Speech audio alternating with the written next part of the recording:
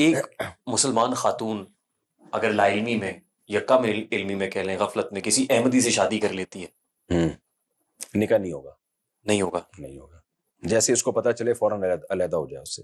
ٹھیک. جی میں اس ایکٹریس کا نام نہیں لے رہا یہاں پہ، نہیں، مجھے نام پتہ بھی نہیں ہے آپ کس کی بات، میں جنرلی ایک اصول بیان کر رہا ہوں کہ کسی بھی مسلم کی قادیانی سے احمدی سے شادی نہیں ہو سکتی، چاہے ان کی لڑکی سے کرے یا ان کے مرد، یعنی لڑکی یہاں مسلمان لڑکا ان کی لڑکی سے کرے یا مسلمان لڑکی ان کے لڑکے سے کرے، وہ تو پھر زنا ہوا، نکاح نہ ہوا، زنا ہوگا. جی ٹھیک. تو وہ فوری طور پہ علیحدگی کا فوری طور پہ علیحدہ ہو جائے. ٹھیک. جی اچھا، لاسٹلی مفتی صاحب کس پولیٹیکل پارٹی کو سپورٹ کرتے ہیں آپ؟ میں فی الحال تو کسی پولیٹیکل پارٹی کو سپورٹ نہیں کرتا، جب الیکشن ہوں گے تو پھر اس وقت یہی تو پرابلم ہے نا، جب اماموں کو وظیفہ دیں گے آپ تو وہ کیوں اس پولیٹیکل پارٹی کا نام لیں گے؟ وہ جس کی حکومت ہوگی اس کے ساتھ ہوگے. جو بھی ایک شخص ہو جس کی بات ساری دنیا سنتی ہو، اس کو پیپلز پارٹی والے بھی سنتے ہوں، اس کو مسلم لیگی بھی سنتے ہوں، اس کو پی ٹی آئی والے بھی سنتے ہوں، تو وہ شخص اپنی ذاتی رائے نجی محفل میں تو بیان کرے کہ کون سی پارٹی اچھی ہے کون سی غلط ہے. لیکن میرا خیال ہے ایسے اسکالر کو پبلکلی اپنی رائے کو بیان کرنے میں نقصان یہ ہوتا ہے، ایک تو وہ رائے یقینی نہیں ہوتی، ٹھیک، آج ایک رائے ہے کل وہ چینج بھی ہو سکتی ہے، کیونکہ قرآن و سنت تو نہیں ہے نا، جو آپ کے پاس جو نالج مل رہی ہے اس کی بیس پہ آپ ایک رائے قائم کرتے ہیں، وہ کل تبدیل بھی ہو سکتی ہے، لیکن اس کو پتھر پہ لوگ لکیر سمجھ لیتے ہیں.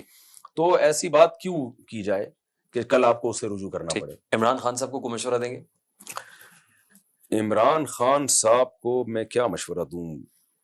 آپ بتائیں، جو آپ کو سمجھ میں آ رہا ہے تو بتائیں، میں وہ دے دوں گا.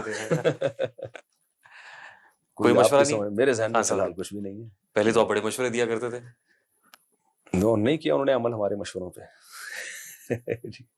اسی وجہ سے مشورے علماء نے بھی ان کو دیے تھے، وہ شاید نہیں، ان کو سمجھ میں نہیں آئے. تو ہم نے تو بہت پروموٹ کیا تھا عمران خان کو ان کے دور پہ، پوری قوم سے ٹکر لے کے. تو کیا وہ پھر سافٹ ویئر اپڈیٹ ہو گیا آپ کا؟ پالیسی ہے، نہیں میرا سافٹ ویئر بالکل اپڈیٹ نہیں ہوا، یہ 100% غلط ہے. اگر سافٹ ویئر اپڈیٹ ہوا ہوتا تو دیکھیں، جو ڈرتا ہے نا، اگر وہ فوج سے ڈرے گا تو عوام سے بھی ڈرے گا. وہ دیکھے کہ جس کا پلڑا بھاری ہے. تو پاکستان میں تو ایک پچھلے کچھ ٹائم تک کھلے عام ہر شخص آرمی کے خلاف بول رہا تھا، تو جو نہیں بول رہا تھا لوگ اس کو بزدل سمجھ رہے تھے، اور جو بولتا تھا وہ ہیرو بن جاتا تھا. تو ہم اس وقت بھی نہیں بولے فوج کے خلاف، اس لیے کہ ہم نے تو اسٹیٹ کو دیکھنا ہے نا، کہ ایسی مخالفت جس کا اسٹیٹ کو نقصان ہو رہا ہو. میں اس وقت بھی لوگوں سے کہتا تھا کسی جرنیل سے آپ اختلاف کریں. ہم نے جنرل مشرف کی کھلے عام مخالفت کی تھی، کیونکہ اس کے کچھ کام ایسے تھے جو 2 اور 2 4 کی طرح غلط تھے. تو کسی اسپیسیفک کسی شخص سے آپ اختلاف کر سکتے ہیں، ایز اے ادارہ جب آپ فوج کے خلاف ہو گئے اس کا مطلب آپ اسٹیٹ کے خلاف. یعنی مفتی طارق مسعود کا سافٹ ویئر اپڈیٹ نہیں ہوا؟ حلف یا قسم اٹھا کے کہتا ہوں کوئی اپڈیٹ نہیں، کیونکہ لوگ کہتے ہیں کہ یہ اسٹیبلشمنٹ کی باتیں کر رہے تھے، قطعاً ایسا نہیں ہے. ٹھیک. شہباز شریف صاحب کے لیے کوئی پیغام ہے؟ اب تو چونکہ وہ وزیر اعظم ہیں تو ان کے لیے پیغام یہی ہے کہ وہ سنا ہے کہ پنجاب میں ڈیولپمنٹ کے بہت کام ہو رہے ہیں. ہمارے جو پنجاب کے دوست ہیں وہ بتاتے ہیں. تو مریم نواز صاحبہ ہے نا؟ ہاں، مریم نواز صاحبہ ہی کر رہی ہیں، تو ہیں تو ایک ہی نا. ٹھیک. تو ایک ہی قوم ہے، ایک ہی خاندان ہے. ٹھیک. تو کراچی پہ بھی کچھ نظر کر لیں. تو آصف زرداری صاحب کو میسج دینا. آصف زرداری صاحب کو تو پتہ ہے کیا ہو رہا ہے، آپ کو کیا بولیں. پیپلز پارٹی سے جو کراچی کا حال کیا ہوا ہے، تو آئے تھے کچھ مہینوں پہلے پیپلز پارٹی کے بھی کچھ لوگ آئے تھے اور کہہ رہے تھے کہ ہم نے کراچی میں ترقی کا اتنا کام کیا ہے. مجھے تھوڑی سی ہنسی آئی تھی تو میں نے برداشت کر لی. تو کہہ رہے تھے آپ ہمیں پروموٹ کریں. تو میں تو کسی سیاسی جماعت کو پروموٹ نہیں کرتا، لیکن مجھے ہنسی بہت آئی تھی جب انہوں نے کہا نا ہم نے کراچی میں ڈیولپمنٹ کے بہت کام کیے. تو ظاہر ہے. اور پھر آپ نے ریسنٹلی اسٹیٹمنٹ بھی دیا تھا کہ یہ بارش جو ہے وہ اللہ کا عذاب ہے. سارے غلط نہیں ہیں، کچھ اچھے بھی ہیں، یہ بھی میں بتا دوں. ٹھیک. پیپلز پارٹی میں بھی کچھ اچھے لوگ بھی ہیں، لیکن ایز اے پارٹی جو کراچی کا بیڑا غرق کیا ہے، تو اس پہ اگر کوئی رہنما یہ کہتا ہے ہم نے کراچی میں ڈیولپمنٹ کے بہت کام کیے ہیں تو ہنسنا تو بنتا ہے میرا خیال ہے. ویسے تو رونے کا مقام ہے، لیکن بہرحال مجھے ہنسی آ رہی تھی. اور بارش اللہ کا عذاب ہے. بارش اللہ کی رحمت ہے. جو کراچی میں بارش آ رہی ہے وہ آپ نے کہا اللہ کا عذاب. ہم نے جب انگلش میں ایک مضمون یاد کیا تھا، مجھے اب تک یاد ہے، rain is the blessing of God but it is a source of trouble for the people of Karachi. تو رٹا لگا کے 9th میں یاد کرتے تھے نا، تو اس وقت یہ سمجھ میں نہیں آتا تھا، تو اب سمجھ میں آ گیا کہ جو بلیسنگ آف گاڈ ہے وہ ہمارے حکمرانوں کی نااہلی سے سورس آف ٹربل ہے، یعنی عذاب ہی ہے وہ ایک طرح کا. ٹھیک. مولانا طارق جمیل صاحب کے لیے کوئی مشورہ ہے؟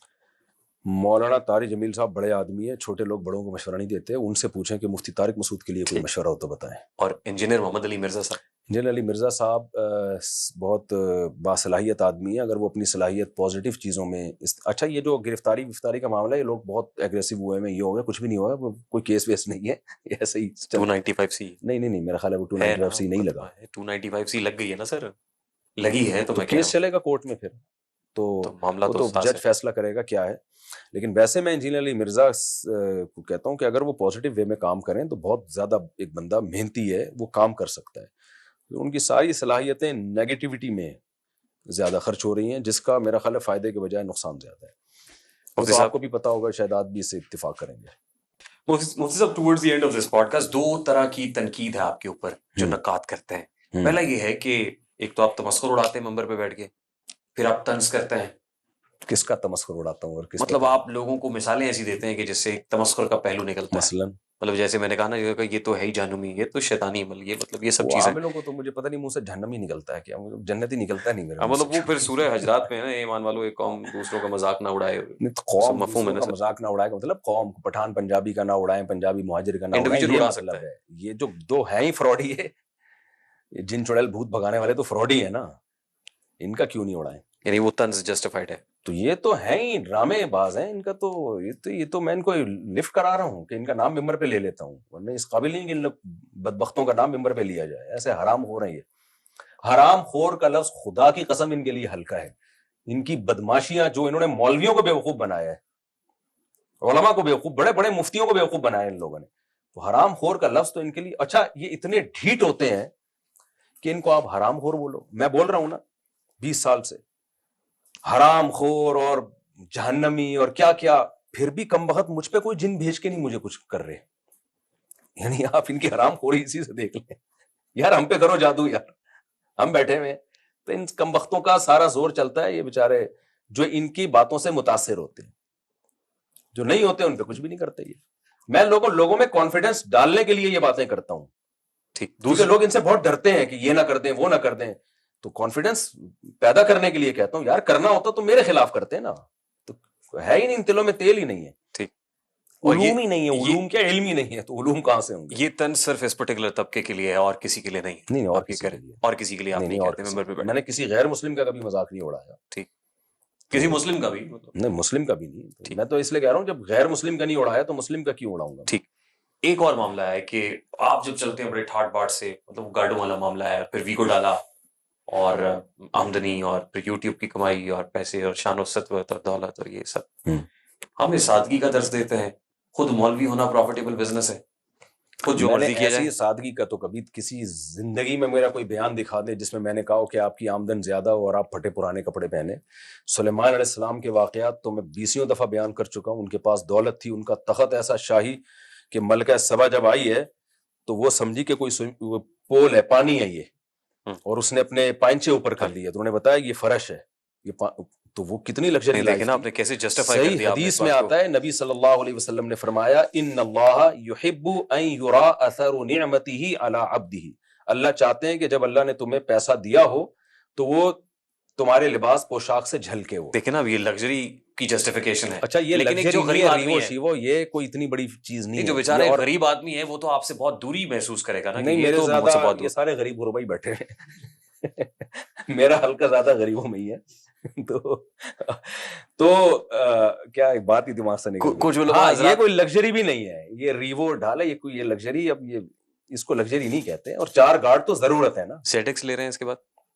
نہیں, میں نے ابھی فی الحال اس کو ٹی ایکس ایل لے رہے ہیں. نہ میرا یہ ضرورت کی وجہ سے میں نے رکھی ہے. ویگو, ہاں. آپ کو کیا ضرورت ہے؟ پیچھے گارڈ بیٹھتے ہیں نا, اس میں کھلا ڈلا کہاں بٹھاتا میں. اگر کار میں جاتا تو گارڈ کدھر بٹھاؤں گا میں, رکشے میں بٹھاؤں گا ان کو یہ بائکوں پہ آئیں گے وہ.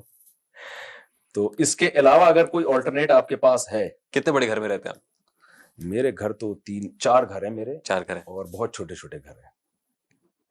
5-10 مرلے کے تو نہیں, مرلے ورلے نہیں. میرا خیال ہے 2 کمروں کا ایک سامنے دیکھ لیں جا کے, کرائے پر ہے, اس کا 20,000 کرایہ ہے.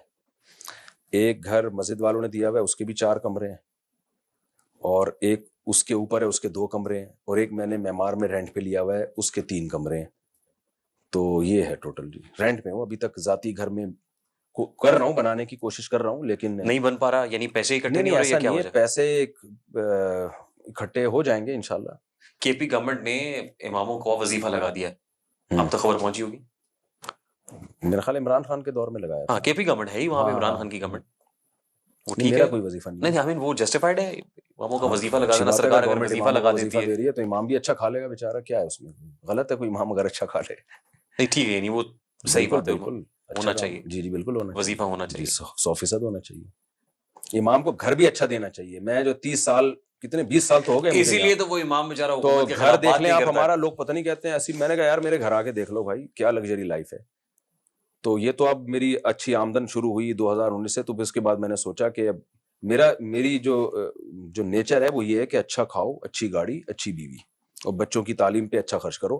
پھر اگر آپ کے پاس کچھ بچ رہا ہے تو پراپرٹی لے لو, اور گھر بنا سکتے ہو تو بنا لو. تو میں نے تو زندگی بھر اسی اصول پہ زندگی گزاری ہے. تو اب میری چونکہ اچھی اتنی آمدن ہو گئی ہے الحمدللہ, کہ اچھا کھانے کے بعد اچھی سواری بھی آ گئی, اور بچوں کی تعلیم بھی الحمدللہ بہت اچھی چل رہی ہے. تو سب بچے پڑھ رہے ہیں.